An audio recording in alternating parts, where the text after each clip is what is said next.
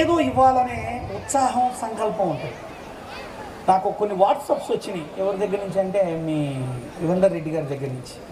అంటే అసలు నేను మీకేమి ఇవ్వాలి, అసలు పేరెంట్స్కి నేనేమి ఇవ్వాలి అని ఆయన రాసిచ్చాను. అవన్నీ చెప్పకపోయినా మేము చెప్తాము. అప్పుడు వారి ఇంటెన్షన్ నాకు అర్థమైంది. అసలు పేరెంట్స్కి నన్ను ఎందుకు కలపాలనుకుంటున్నారు అని.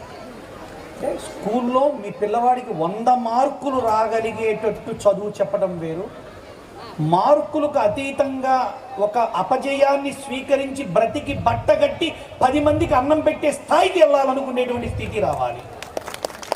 అపజయాన్ని జీర్ణించుకోగలిగే స్టేజ్ నేర్పాలి పిల్లలకు. మా ఇంటెన్షన్ అదండి. ప్రతివాడు జయం గురించి చెబుతున్నాడు, ప్రతివాడు ఫుడ్ తినడం గురించి చెబుతున్నాడు. అమ్మ వండడం గంట లేట్ అయితే నేను బయటికి పోయి తెచ్చుకుంటాను అనకూడదు. అమ్మ లేట్ అయినా పర్లా, నీ చేతి వంటే తింటాను, వండిందాకుంటా, త్వరగా వండు అని చెప్పి తోడుండగలిగే కొడుకు కావాలి. అటువంటి సదుద్దేశంతోనే నన్ను పిలిచాను. కాబట్టి భవిష్యత్తులో ఈ స్కూలు అంచెలంచెలుగా వెదుగుతూ, మరి మొదటి పుట్టినరోజుకి నేను గెస్ట్గా రావటం అనేది నా అదృష్టంగా భావిస్తూ